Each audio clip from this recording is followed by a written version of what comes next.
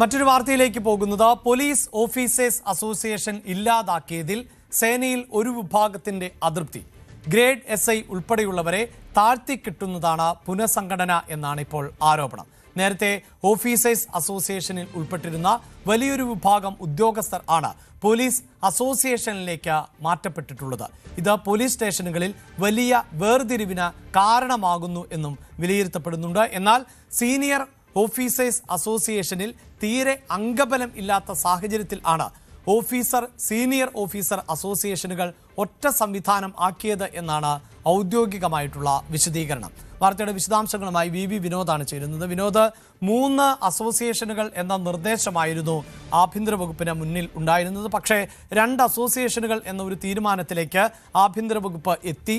അതെന്തിന്റെ പശ്ചാത്തലത്തിലെന്നാണ് അറിയാൻ സാധിക്കുന്നത്? അഭിലാഷ്, കാലങ്ങളായി പോലീസ് സേനയിൽ 3 അസോസിയേഷനുകളാണുള്ളത്. Police association, officers association, senior officers association, ഇങ്ങനെയാണ് സാധാരണ നിലയിലുള്ളത്. പിന്നെയുള്ളത് IPS അസോസിയേഷനാണ്. അത് ഏറ്റവും ഉയർന്ന ഉദ്യോഗസ്ഥരാണ് അങ്ങനെ ആ ഒരു അസോസിയേഷനിൽ വരുന്നത്. ഇതിൽ ഓഫീസേഴ്സ് അസോസിയേഷനാണ് ഇപ്പോൾ ഇല്ലാതാക്കിയിരിക്കുന്നത്. അതിന് പ്രധാനമായും ഔദ്യോഗികമായി വരുന്ന വിശദീകരണം, ഇപ്പോൾ സീനിയർ ഓഫീസേഴ്സ് അസോസിയേഷനിലുള്ളത് DYSPമാരും കമാൻഡന്റ്മാരും SP മാരുമാണ്. അത് നോൺ IPS SP മാരാണ്. ഇവരുടെ ഒരു അംഗബലം പരമാവധി എടുത്താൽ ഒരു 300 പേർ മാത്രമേ ഉള്ളൂ ആ സംഘടനയിൽ. അതുകൊണ്ട് തന്നെ അതിനൊരു സ്ട്രെങ്ത് ഇല്ല. അതുകൊണ്ട് ഓഫീസേഴ്സ് അസോസിയേഷൻ കൂടി ഇതിൻ്റെ ഭാഗമാക്കി മാറ്റുന്നു. പക്ഷേ അങ്ങനെ മാറ്റിയപ്പോൾ സംഭവിച്ചത്, ഈ ഗ്രേഡ് SI, ASI തുടങ്ങിയ തസ്തികയിലുള്ള ആളുകളുണ്ട്. ഇവരെ ഓഫീസേഴ്സ് അസോസിയേഷനിൽ, അതായത് ഏറ്റവും താഴത്തെ അസോസിയേഷനിലേക്ക് മാറ്റി. അത് CPOമാരും സീനിയർ CPOമാരും ഒക്കെ ഉള്ള അസോസിയേഷനാണ്. അതായത് നമ്മൾ കോൺസ്റ്റബിൾ എന്ന് പറയുന്ന ആ തസ്തികയിൽ വരുന്ന ആളുകൾ ഉള്ളതാണ് പോലീസ് അസോസിയേഷൻ. ഇതിലേക്ക് ഗ്രേഡ് SIമാർ മാറ്റപ്പെട്ടു എന്നതാണ് ഈ വിഭാഗത്തിന് വലിയ വിഷമമുണ്ടാക്കുന്നത്. കാരണം അവർക്ക് ഏതാണ്ട് 25 കൊല്ലം 30 കൊല്ലം സർവീസുള്ള ആളുകൾ പ്രൊമോഷൻ കിട്ടി ഗ്രേഡ് SIമാരാകുന്നു. എന്നാൽ ഡയറക്റ്റ് SI തസ്തികയിലേക്ക് വരുന്ന ആൾക്കാരുണ്ട്, അത് ചെറുപ്പക്കാരാണ്. അവർ നേരെ ഈ സീനിയർ ഓഫീസേഴ്സ് അസോസിയേഷനിലേക്ക് പോവുകയാണ്.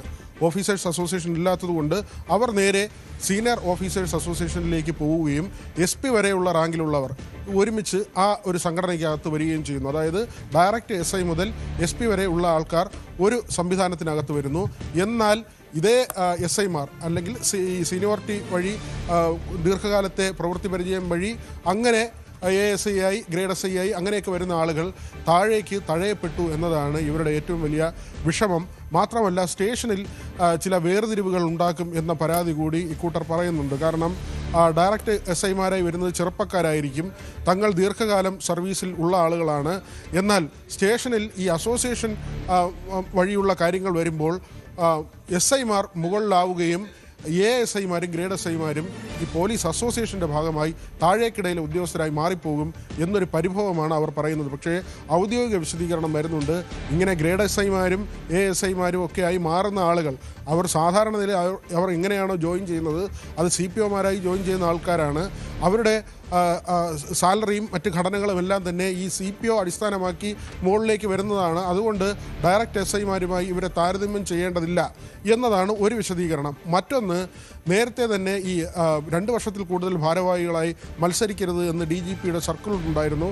എന്നാൽ കഴിഞ്ഞ ഇടത് സർക്കാരിൻ്റെ കാലത്ത് പോലീസ് ഓഫീസേഴ്സ് അസോസിയേഷൻ്റെ ഭാരവാഹികൾ അവർ തുടരെ മത്സരിക്കുകയും DGPയുടെ ഉത്തരവിന് ഒരു വിലയും കൽപ്പിക്കാതെ അസോസിയേഷനുകൾ ഇഷ്ടം ഉള്ള രീതിയിൽ പ്രവർത്തിക്കുകയും ചെയ്തു എന്നതാണ്. മാത്രമല്ല, നമ്മളിപ്പോൾ കാണേണ്ട ഒരു കാര്യം, സർക്കാർ മാറി, UDF സർക്കാർ വന്നു.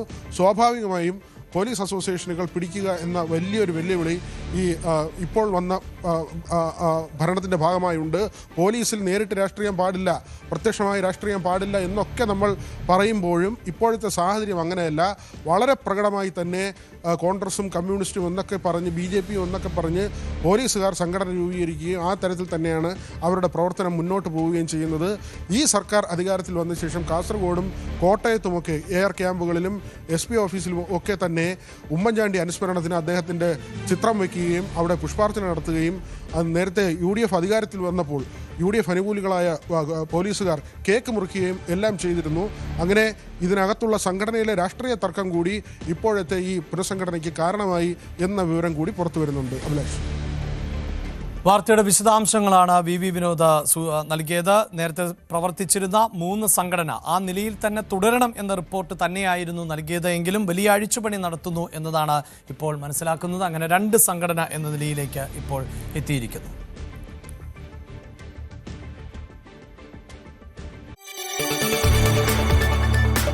കൂടുതൽ വാർത്തകൾക്ക് News 18 Keralam YouTube channel subscribe ചെയ്യുക.